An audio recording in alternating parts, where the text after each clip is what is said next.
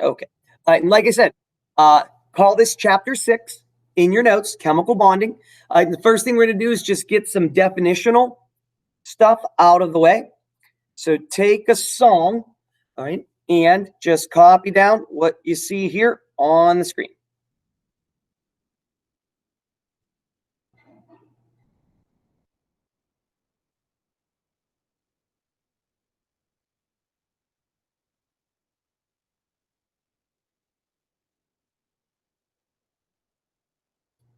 I could write you a song to make you fall in love. I would already have you up under my arm. I used to all of my tricks. I hope that you like this, but you probably won't. You think you're cooler than me. You got designer shades just to hide your face, and you wear them around like you're cooler than me. And you never say, hey, yo, remember my name. And it's probably because you think you're cooler than me.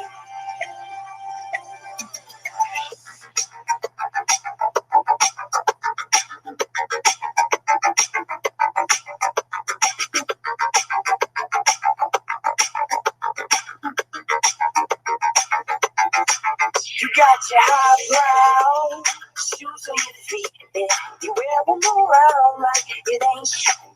But you don't know the way that you look when you step to make that much noise. I got you all figured out. You need everyone's eyes just to feel seen behind your makeup. Nobody knows who you even are. Who do you think that you are? If I could write you a song to make you fall in love, I would already have you up under my arm. I used to follow my tricks. I hope that you like this, but you probably won't. You think you're cooler than me. You got designer shades just to hide your face, and you wear them around like you're cooler than me. And you never say, hey, yo, remember my name. And it's probably because you think you're cooler than me. You got your highbrow switching your walk, and you don't even look when you pass by, but you don't know the way that you look when you step to make that much noise. I got you all figured out. You need everyone's eyes just to feel seen behind your makeup. Nobody knows who you even are. Who do you think that you are? 'Cause you sure seem you got no doubt. We all see you got your head in the clouds. If I could write you a song to make you fall in love, I would already have you up under my arm. I used to follow my tricks. I hope that you like this, but you probably won't. You think you're cooler than me. You got designer shades just to hide your face, and you wear them around like you're cooler than me. And you never say, hey, yo, remember my name. And it's probably because you think you could choose.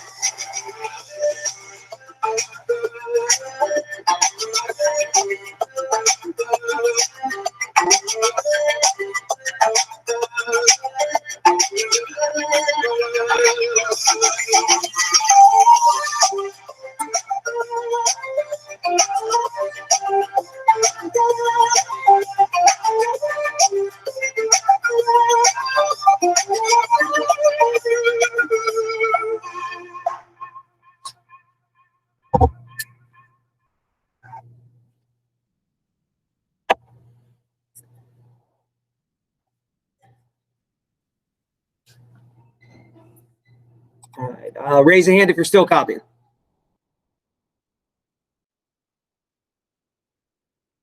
Okay. All right. Let's go one more song.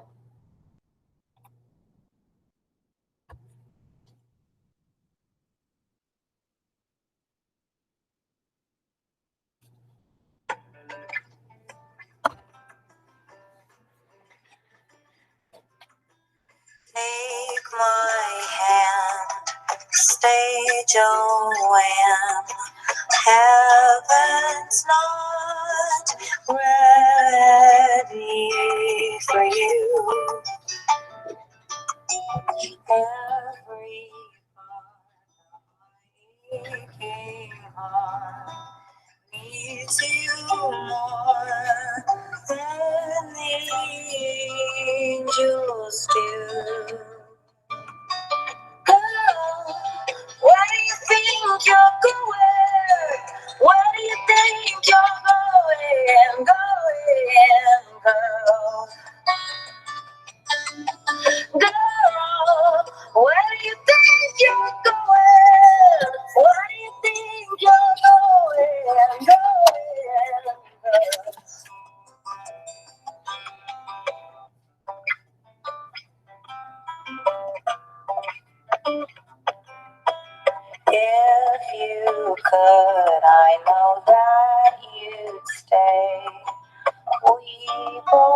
know things don't work that way. I promised I wouldn't say goodbye, so I grin and my voice gets thin. Girl, where do you think you're going? Where do you think you're going? Girl. What's up? I'll be right back. My pencil just broke. I'm gonna go get another one. Oh, okay. Okay.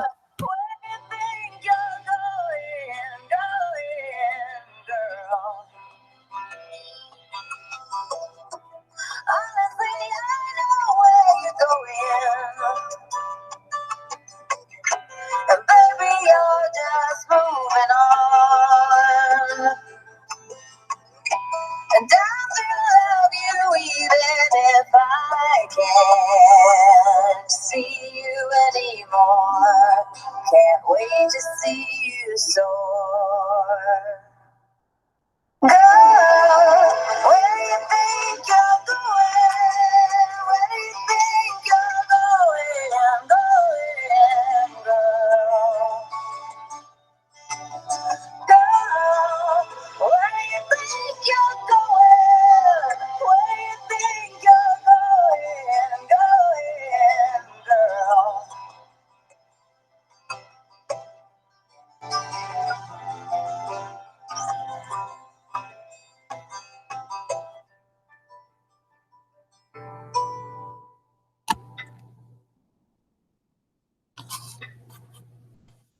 Okay, so like I said, what we're looking at is what happens when two atoms of different elements, or it could even be the same element, get close enough to each other to interact. All right, and there are a couple different outcomes. One thing that's similar about all type of bonding are the electrons that are participating in it. Last chapter, I focused a lot on those outer ring electrons, those valence electrons. And the reason that they're so important is in an atom, they are the ones that are going to see and feel another atom's nucleus first because they're the furthest away. So the valence electrons are your electrons that participate in bonding. What those valence electrons do dictates what we call the bond. Right? If my valence electron is so much more attracted to the next atom it sees that it jumps out of my electron cloud into that other atom's electron cloud. Right? The electron gets transferred from one to the other, leaves atom A and goes to atom B. That's known as being an ionic bond. Right? The electron gets transferred. Right? They give those some names. All right. Whenever an ionic bond forms, they refer to it as a crystal lattice. And you'll see me show you this a lot. But this guy right here is a great example of a crystal lattice. Right? And you're going to notice some atoms form these complex things, even though they might have a simple formula. And other ones, their formula matches how they're built in reality perfectly. All right. But this is what we call a crystal lattice. The second type of bond that you get is a covalent bond. The two nuclei get close to each other, but the electron isn't attracted enough to leave and jump into the other one. So the nuclei get close to each other, and now you get overlapping electron clouds. Right? The electrons effectively get shared between the two nucleuses, right? And that benefits the atom. All right. Those types of things form what we call molecules. So ionic bonds form crystal lattices. Covalent bonds form molecules. What types of things make covalent bonds? If I have two nonmetals or I have a nonmetal with hydrogen. And we'll see why that is here in a bit. Last type of bond is a metallic bond. All right. In the metallic bond, the electron doesn't jump from one atom to another. it doesn't get shared between the two atoms. It gets donated into something called the sea of electrons. The electrons get shared among all of the atoms in the metallic bond. Think of it like the milk that's in your cereal, right? The milk can float around, but at any given point in time, the cereal could be touching the milk, right? The sea of electrons is the milk. The atoms are your pieces of cereal. Those get referred to as either alloys when it's two different metals, or it could just be a pure metal. Right? Metals are one of the few substances that can make bonds just among themselves. They don't need a different atom. All right, so these are our bond types. And honestly, this is what we'll be spending the entire chapter on. Learning why does it make that type of connection? What does that connection look like? And how do we draw it, all right, for each of those bond types?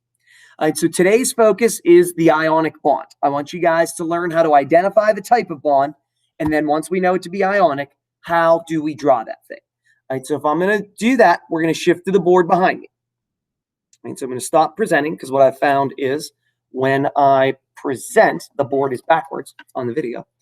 All right, and this is one of those instances that you probably want to pin my screen to the main screen because it makes the board so much bigger and easier to copy. All right, so again, let's take a song or two.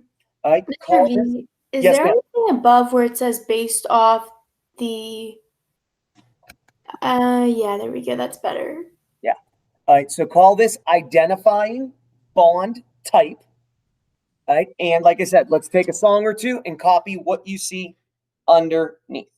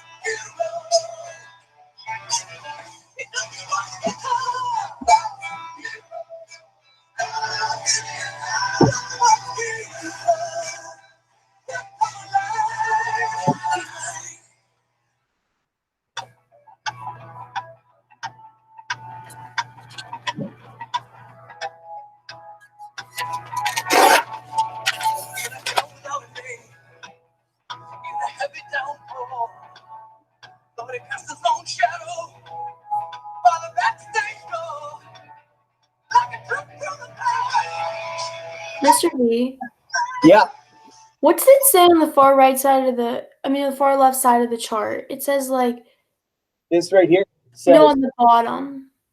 En for electronegativity. And then underneath it, it says percent ionic. Okay, thank you. Sure.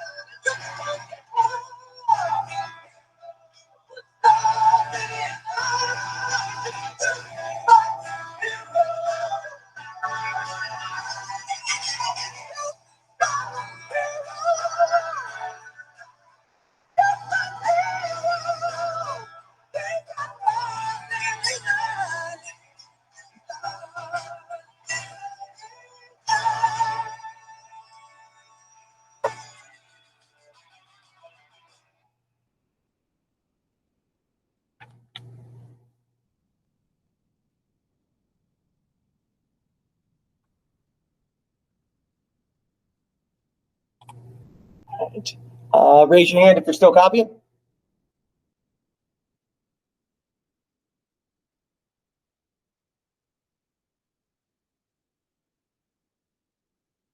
Okay, just take a minute and finish up then.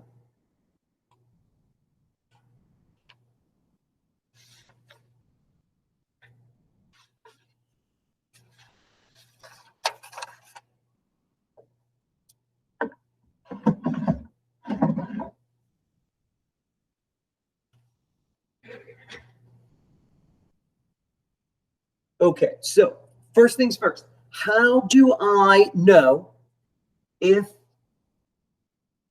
an electron is going to get transferred, if it's going to get shared, or if it's going to be in the sea of electrons? All right, so in terms of the transfer, what controls if it jumps is how attracted it is to the next atom's nucleus.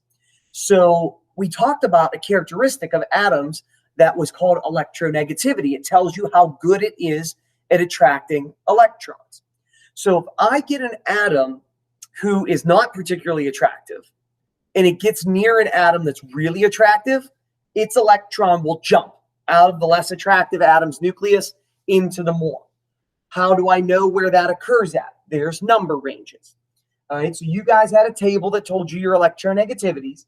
If I looked at that table and the difference between the two elements was between 1.7 and 4, right, what's going to happen is the electron from the less attractive element is going to jump into the other electron cloud, forming an ionic bond.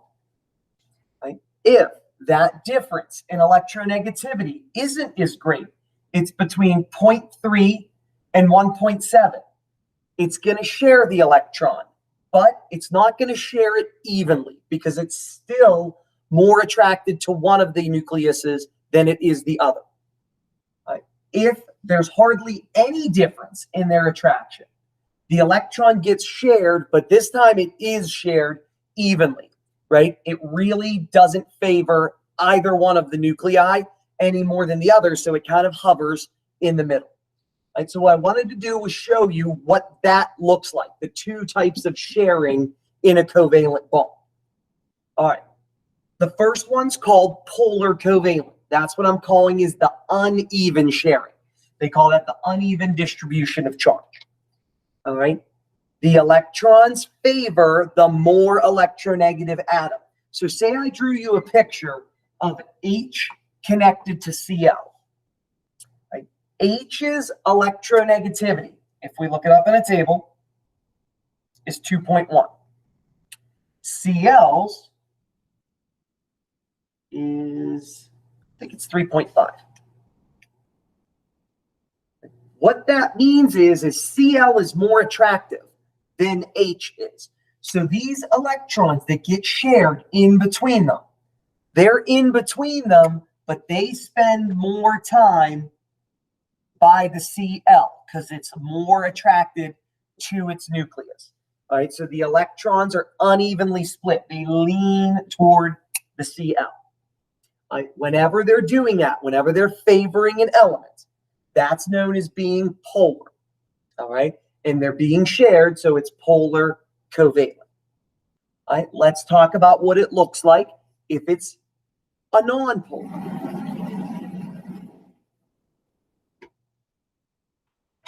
Take a second. Copy down the nonpolar covalent Can you definition. move your camera up a little bit? Because like the top thing with like the chat and stuff is like blocking it. Yeah, there we go. Thank you. Mm-hmm.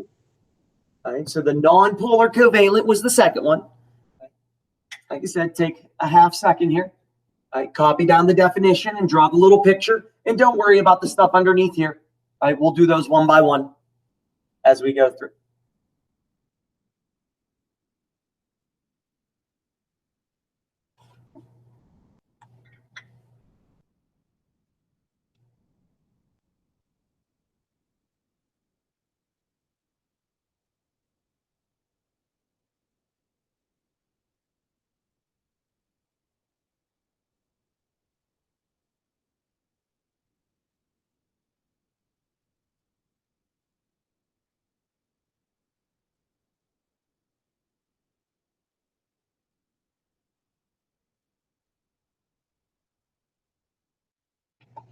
All right, so non-polar covalent is when there's an even split. Right? They are not favoring either nucleus because most often you have two elements and they are the same element. So it looks over here, it sees chlorine's electronegativity is 3.5, and it looks over here and sees another chlorine atom. So I look left, I look right, I see the same elements, all right, which means I can't favor one. So they evenly spread out in between the two. That's known as being non-polar covalent. All right, so they're both covalent, all right, but if they're split even, it's non-polar. And if it is an uneven sharing, it's known as polar. All right, so the first thing I wanted to do, all right, was walk through these guys here in the red and simply predict, is it going to be ionic, polar covalent, or non-polar covalent? And we save metallic for later just because the only time you get a metallic bond is a metal with a metal. So there's no really figuring out, so to speak. All right, so if I want to know what type of bond this is going to form, what I would do is I would go look at their electronegativities. And I'll post the table when I have you guys do these ones down here. I go to my electronegativity table. If I look for Na, Na's electronegativity is 0.9. If I look at it for Cl, and I just want to make sure I quote them right for you. Cl's electronegativity is 3.0. Sorry, I'm saying it's 3.5 up there, but it doesn't matter. 3.0. All right. All you do to figure out the bond type is you see what the difference in those two numbers are. All right. So the difference between 0.9 and 3.0 is 2.1. Then what you do is you go to your chart and you see where does 2.1 land me. Okay, 2.1 would kind of put me right there. That is going to be an ionic bond. So this guy here, ionic. What happens in reality? The Cl is so much more attractive than the Na that sodium's valence electron, it's one dot, will jump out of sodium's cloud into chlorine's cloud. Well, what do we do? Yeah. You only want us to write whether it's like ionic. You don't want us to write like the percent or anything? Nope. You just tell me if it's ionic, non-polar covalent, or polar covalent. Okay. How'd you find that? How'd you find that number, like 0.9? So I'm going to post the table for you, right? It was from the PowerPoint last chapter. Okay. Yeah, so when I have you guys do the ones in the black, look at my screen and you'll see they're all on the chart on the table. Sounds good. Okay. All right. Well, what do we do if I've got more than one of an element? Like I have one C and two O's. Does it make a difference? Like if you have more than one of these, what it really means is you're making multiple connections, right? I've got a C and then to the right, I have an O and to the left, I have an O, but those will still be the same. So you think of it just like one C and one O. All right. So if we did those, carbon's electronegativity, if I were to look up that, would be 2.5. The oxygen is 3.5. So my difference is 1.0. All right, the oxygen's more attractive than the carbon, all right, but the difference is 1.0. Then I'd look over here, 1.0, below 1.7. I'm in here. I'm going to be a polar covalent bond. They're going to share electrons, but not evenly. They will favor the oxygen in that setup. If I only have one element, like in example 3, what you have to do is list it twice because it's making a connection to itself. All right, so oxygen was 3.5. The other oxygen is 3.5. So if your only choice is that there's one element, list it twice. The difference is 0. And if you look over here, if I have no electronegativity difference, got to be non-polar covalent.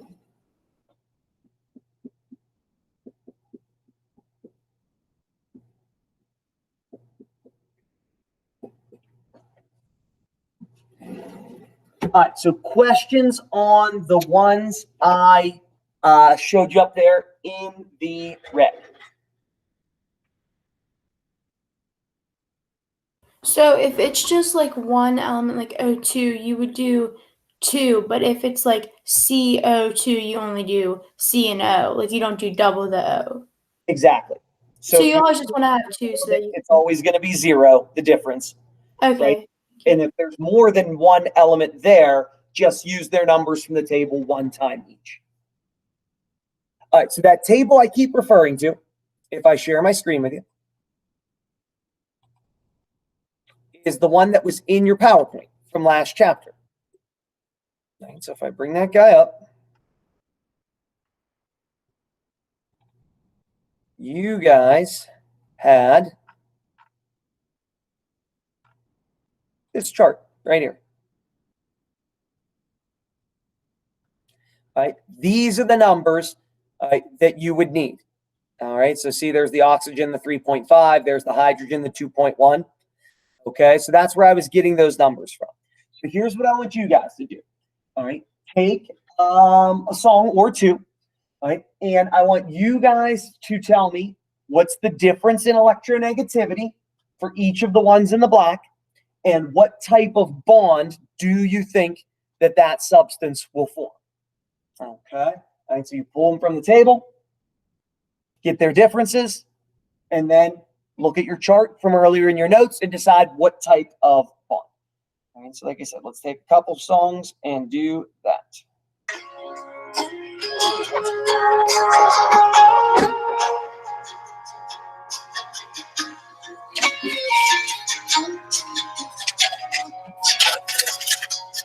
I got miles of trouble spreading far and wide. Bills on the table getting higher and higher. They just keep on coming. There ain't no end inside. I'm just holding on tight. I got someone who loves me more than words can say, and I'm thankful for that each and every day. And if I count all my blessings, I get a smile on my face. Still it's hard to find faith. But if you can look in my eyes and tell me we'll be alright, if you promise never to leave, you just might make me believe.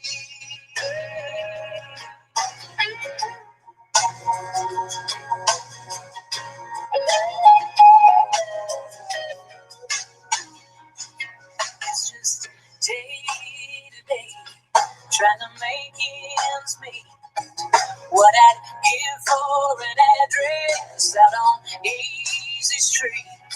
I need a deep margarita to help me unwind.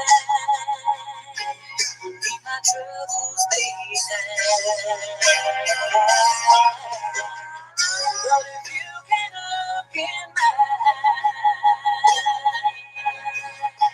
eyes and tell me we'll be alright, if you promise never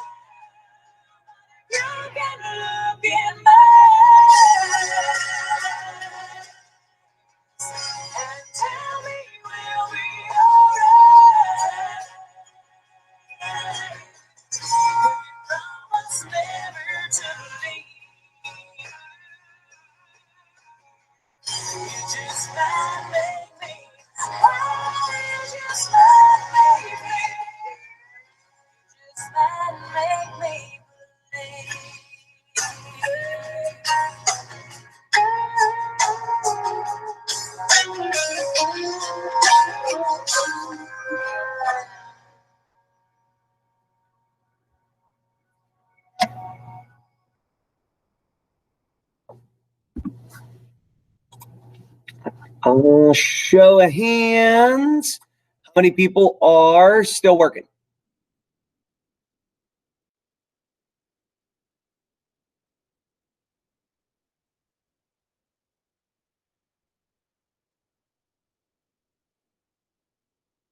Okay.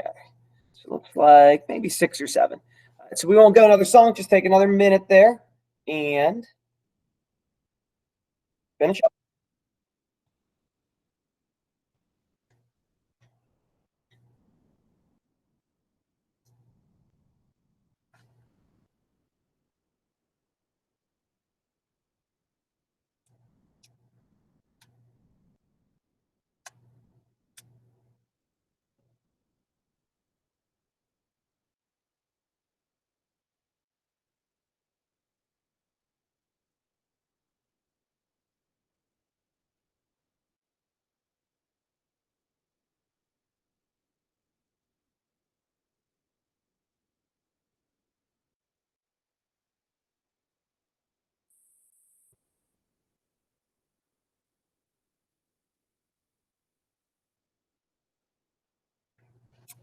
Okay, so if we start diving through these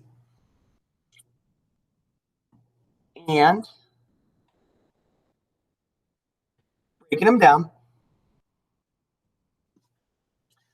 what we want to do is just simply go one by one, list their electronegativities, see the difference, and then say the bond type. All right, so Osho, start us off. All right, what was the electronegativity for the nitrogen? What was it for the hydrogen? It was 3.1 for the nitrogen and then 2.1 for the hydrogen. Which means we had a difference of what? 1. And if I have a difference of 1, what type of bond did that make me? Isn't it non-polar then? Take a look at your chart. 1 would put me in here. What would I be? Polar covalent. There it is. So that would be a polar covalent one. All right, we jump on to the H2. All right, talk me through that one. Michael, all right, what was the electronegativity of the H2?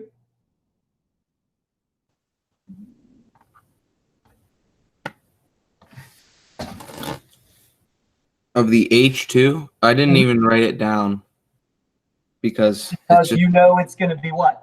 non-polar covalent. Exactly, because it's going to be 2 of the same number. So it's the 2.1 minus the 2.1. It's 0, which makes it non-polar covalent. All right, so I would like that. We jump to the CaCl2. All right, if we do that one, Colton Clark, what was the Ca? 1.1, And how about your Cl? 2.9, For a difference of? 1.8. And if I'm a difference of 1.8, where did that put me on my range of my bond type? Ionic. It sure did. That would be an ionic. All right, then on to H2O. All right, let's work through this one. Chris, what was hydrogen? 2.1. And what was your oxygen? 3.5. All right, leading you to a difference of what? 1.4. Yeah. And if you're a 1.4, where did that put you on your chart? Polar. I like it. It's a polar covalent bond. And then last but not least, we have the Br2. Jackson, talk me through that one. What's the difference going to be? I didn't get that far, V. Oh, it's okay. Anytime it's 2 of the same element, what's going to be the difference when you subtract them? Oh, 0. Got to be 0. So even if I didn't have time to look up the numbers, I know it's going to be 0. All right, and if it's a 0, where does that fall on your range, Jackson? Non-polar. You got it. Non-polar covalent. All right, so this is all well and good, and it really helps us to understand, oh, okay, why did the electron jump in this instance ionic? Well, the Cl is a lot more attractive than the Ca. And in this one, it's not attractive enough to make it jump. All right, so that would be nice if we didn't have to have that electronegativity chart though, right? Who wants to carry that around? All right, so if we could just look at the normal periodic table and be able to tell the bond type, it would be awesome. Right? And there is a trick to doing that. I like you to understand the reasoning behind everything.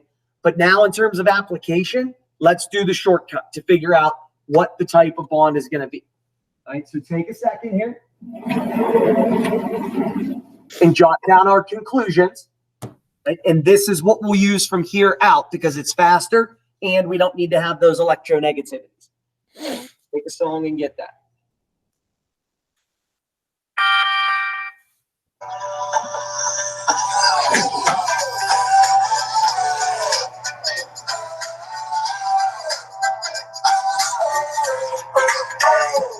You were an angel on the run that I caught somehow. I tried so hard to figure you out, but baby, you're a pretty little mystery that makes no sense to me. You got me staying up all night, burning inside. The voices in my head won't quit. I may be losing my mind, going insane, but put up with you. And it's why I cry every single night, even the worst inside, all the best inside. Sunday dinner with the bottle of Jack, drive around town like the heart attack.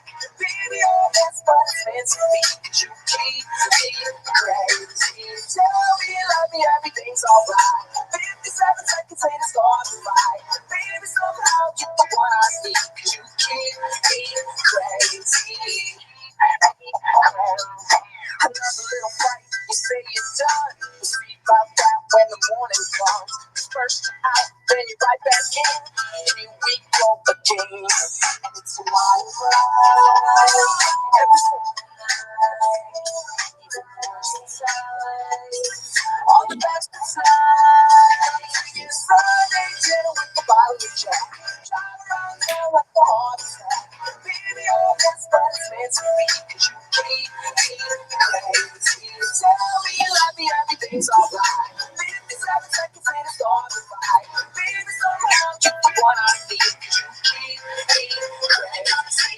Oh, you keep me crazy. So much that I want more.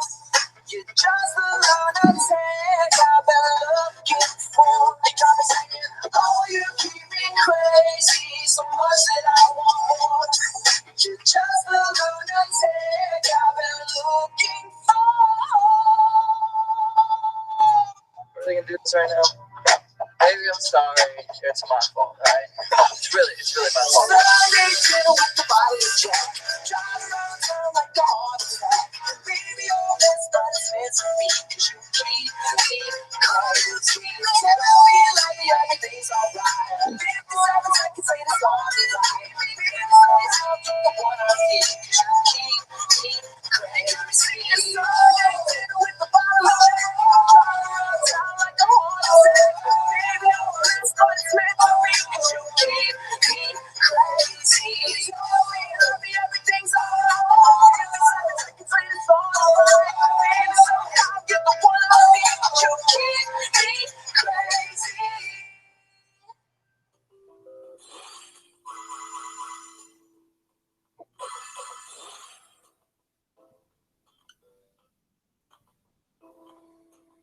Okay, so if we look at the periodic table, how do I know what it is?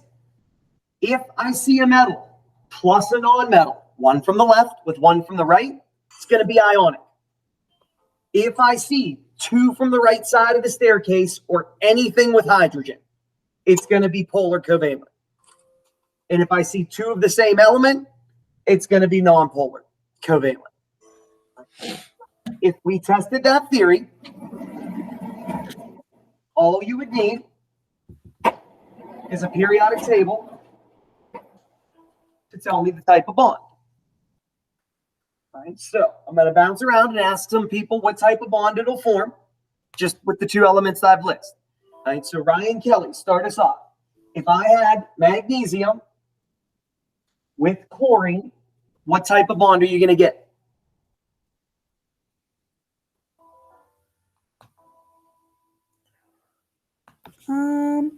One second. All Magnesium's here. It's a metal. Chlorine's here. On the right side, it's a non-metal. What's a metal and a non-metal get you? Ionic. There it is. So metal with a non-metal is ionic. Somebody who's unmuted, you're playing a video game and it's chiming in. Can you at least mute yourself? Thanks. Let's take a look at another one. Jimmy, what if I had nitrogen with bromine, right? NBr.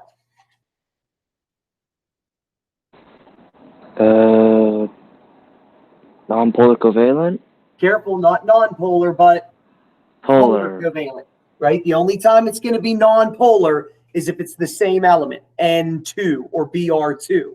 But if it's two different elements, if they're both non-metals, it's polar covalent. All right, so we keep going. How about Morgan? Pazula, what if I had CO2, carbon dioxide?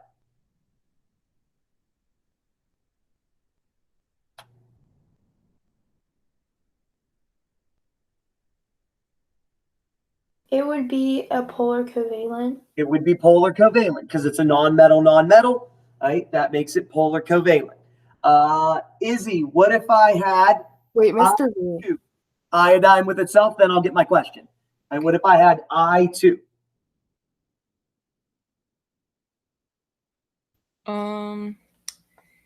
Would that be non-polar covalent? Exactly, because it's two of the same element. Anytime it's two of the same element, non-polar covalent. Question. Never mind. I think I. You sure? Yeah, I'm sure. I got it now. All right. Sorry, I was just confused for a second. That's all right. We'll bounce around. Antonio, how about calcium selenide, Ca with Se? Polar covalent. Polar covalent, because why? Because there's a metal and a non-metal. I like your analysis. I don't like your conclusion. Or ionic. It's ionic. Exactly. Metal and a non-metal means it's ionic. What about for Justin? What if I had HF, hydrofluoric acid, hydrogen with fluorine? That'd be polar covalent. Polar covalent, because anything with hydrogen, polar covalent. Dalton, what about sulfur dioxide, SO2? What do you think that's going to be? Polar covalent. Polar covalent. Non-metal is polar covalent. How about Tyler Massapetro? What about nitrogen, N2? What would that be? That'd be non-polar covalent. Non-polar covalent, because it's two of the same element put together. How about we did ammonia with it, which is NH3. What would that be, Cross, if I had NH3?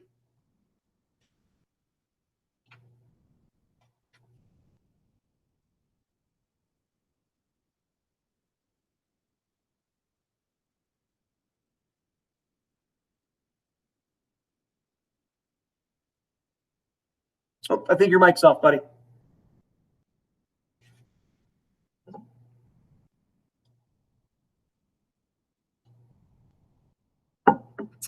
All right, take over for him. Connor, how about it? NH3. What's that one going to be? Polar covalent.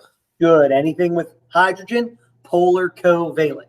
Mackenzie, how about zirconium oxide, Zr with O? What's it going to be? Would it be ionic? It would be, because it's a metal with a non-metal, so that would be good. Let's just do one or two more. How about Nicolette? What is nitrogen tetrabromide going to be? NBr4. Would that be polar covalent? Polar covalent, because they're both non-metals, right, but they're different. And last but not least, Hannah Ziegler, what if I had the stuff we breathe in, O2 for oxygen? Non-polar covalent. Non-polar covalent would be that one. All right, so you guys now can identify the type of bond just by looking at the periodic table. All right, so mission 1 accomplished. We now know what type of connection we're going to form. Mission 2 is being able to draw what that looks like. All right, we're going to start down that path, and maybe we get done before we get out of the block here. Maybe not, and we'll cross that bridge when we get there with what to do with homework. All right, but start a new section in your notes, and we're going to learn how to draw ionic bonds.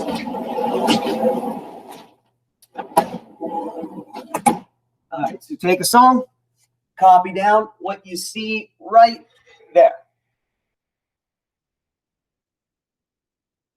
And I am stopping recording.